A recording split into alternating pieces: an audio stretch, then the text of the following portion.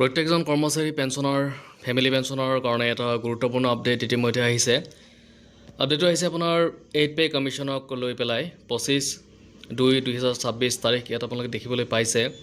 Office of the controller auditor general of India.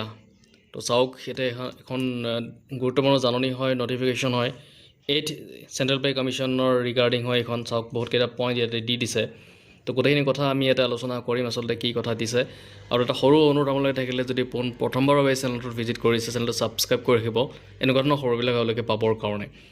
ইয়াতে চাওক ইয়াতে দিছে to all heads of department IAAD director এতিয়া লিখিছে subject to 8 central pay commission HCPC questionnaire regarding. তো কি লিখিছে আমি ইয়াতে চাবলৈ চেষ্টা কৰিছোঁ। ইয়াতে বিষয়টো হৈছে অষ্টম কেন্দ্ৰীয় বেতন আয়োগ HCPC প্ৰশ্নাৱলী সন্দৰ্ভত। লিখিছে অষ্টম কেন্দ্ৰীয় বেতন আয়োগ HCPCৰ প্ৰশ্নাৱলী সন্দৰ্ভত পূৰ্বে প্ৰেৰণ কৰা যোগাযোগলৈ সদয় দৃষ্টি আকৰ্ষণ কৰা হৈছে।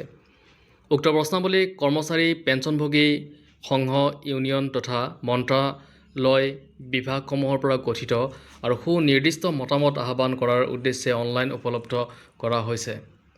তলত উল্লেখ কৰা দুটা শ্ৰেণীৰ অধীনত প্ৰতিক্ৰিয়া আহ্বান কৰিছে। নম্বৰ 1ত দিছে ব্যক্তি কৰ্মচাৰী পেঞ্চনভোগী সংঘ ইউনিয়ন আৰু মন্ত্ৰালয় বিভাগ কেন্দ্ৰীয় শাসিত অঞ্চলসমূহ আৰু তেওঁলোকৰ প্ৰশাসনিক নিয়ন্ত্ৰণাধীন কাৰ্যালয়সমূহ।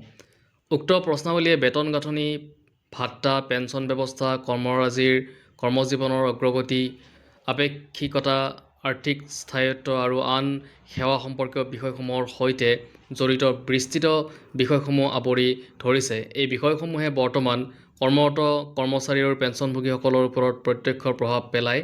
সেয়ে সচেতন আৰু সুবিবেচিত অংশগ্ৰহণ নিশ্চিত কৰাৰ বাবে উপযুক্ত সজাগতা সৃষ্টি কৰাটো অত্যাৱশ্যক।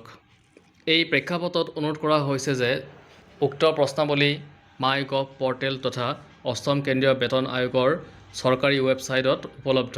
আপোনালোকৰ কাৰ্যালয়ত বিস্তৃতভাৱে প্ৰচাৰ কৰা হওক আৰু আপোনালোকৰ অধীনস্থ সকলো কৰ্মৰত কৰ্মচাৰী পেঞ্চনভোগী আৰু স্বীকৃত সংঘ ইউনিয়নসমূহৰ অৱগতিত অনা হওক। ইয়াক চৰকাৰী ইমেইল গোট আভ্যন্তৰীণ যোগাযোগ ব্যৱস্থা কাৰ্যালয়ৰ ৱেবছাইট জাননী ফলক আৰু অন্যান্য উপযুক্ত মাধ্যমৰ জৰিয়তে প্ৰচাৰ কৰি সৰ্বাধিক পৰিসৰ সজাগতা আৰু অংশগ্ৰহণ নিশ্চিত কৰাৰ ব্যৱস্থা গ্ৰহণ কৰা হওক।